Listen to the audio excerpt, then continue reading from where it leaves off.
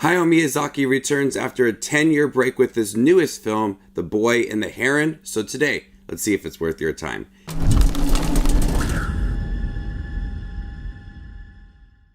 Hey everybody, my name is Justin here. I try to watch everything that hits theaters and on streaming services. If you guys are like me, go ahead and hit that subscribe button down below and click that bell notification for more up and coming content. Mahito, a young 12-year-old boy, struggles to settle in a new town after his mother's death.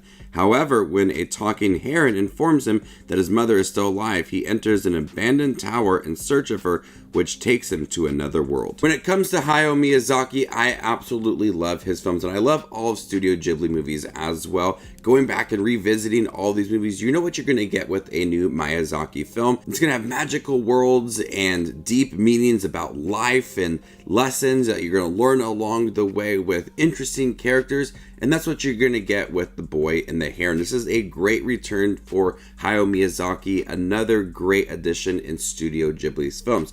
This was a very interesting film that also kind of started off a little bit slow.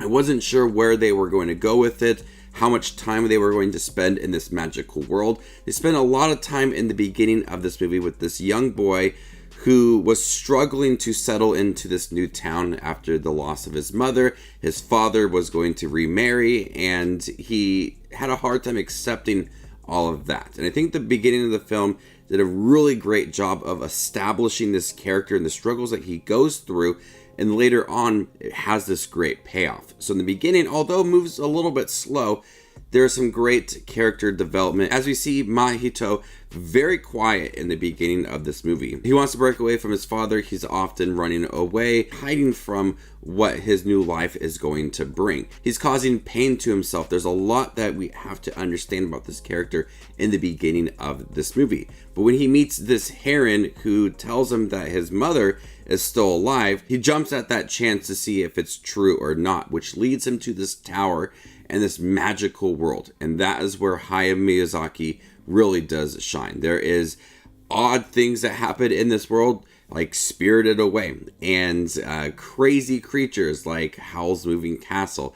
There's things that this young boy encounters that really starts to have this message about family legacy and your life and your identity as well, all thrown in a world that's between space and time. It's so interesting to see how Miyazaki takes this world and is able to craft it in a way that benefits the character. This young boy is in this world looking for possibility of his mother and other characters that have gone missing in the beginning of the movie. Where you see what happens to this heron and these creatures that are in this world and these parakeets as well. It all benefits this young boy and how he has to confront his own family, his legacy, who he is as well.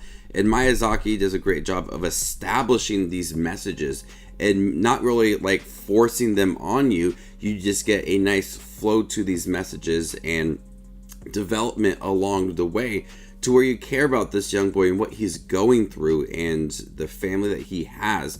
You're all there for this young boy's journey and what's going to happen at the end of the movie. The animation is absolutely beautiful. I knew that going into this movie that it would be very good looking. And if you've seen Studio Ghibli movies all the way back to the 80s, all of their films look amazing. And this film has a lot of big, bright sequences with this magical world between space and time. The designs for the characters feel like a classic Hayao Miyazaki movie that are going to feel very swift and very creative as well. And the whole story allows for that creativity to come out. If it's in the beginning, kind of those slower moments, the animation still looks really good. But then you get this slow progression of the world and bigger and more odd moments throughout, and the animation is able to keep up with all of that, from the heron that transforms into this person and these parakeets and just odd things that happen throughout. The animation is, you can get lost in it. There was a couple of times I had to pause, rewind this movie because I was just lost with everything that was happening. So many, not feel like it was chaotic, but a lot of just big flashy moments that were happening that I wanted to go back and revisit again. I absolutely love The Boy and the Heron for its messages about preserving your family legacy and also accepting that things change and embracing that change as well. It's really hard for this young boy in the beginning as he's settling into his new home and his father going to remarry. And that's something that young people could often relate to, is that change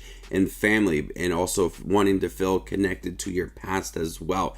This film does a great job of connecting the past to the current timeline while offering in a very creative story that allows these characters to grow and connect with characters that you didn't think you would be able to connect with in the beginning of this movie. So it's interesting how these characters come along for the journey and are implemented into the film, and then you start to care about them and watch them grow throughout the movie. Pair that with some beautiful animation, some really creative designs for these characters, some really interesting moments that happen throughout the story. This is a great return for Hayao Miyazaki, much better than the previous Studio Ghibli film, Earwig and the Witch, which was a risk for the company and it fully didn't pay off. But this is a classic Hayao Miyazaki movie, a magical world that you get to explore, having a character that you can connect with, and then having some really deep themes about life and love and loss and all of that. It's just surrounding all of this movie. I was so excited for a return. I thought Wind Rises was his last movie, and now we get The Boy and the Heron, and he doesn't want to quit. He wants to keep going and giving us movies like this and everything he's done in the past.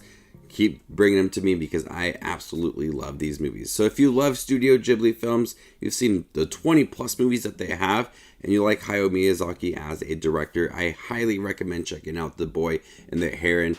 It has similar elements to movies like Spirited Away and Howl's Moving Castle, but it is another great addition to his films.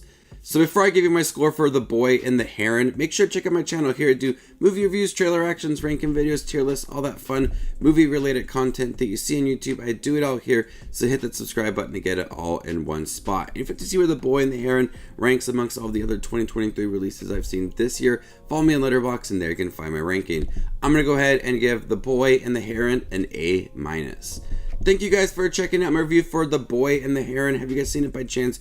What did you think about it? Let me know in the comment section down below, and stay tuned for more up and coming content like this. My name is Just Watches Movies, and you guys stay classy, YouTube.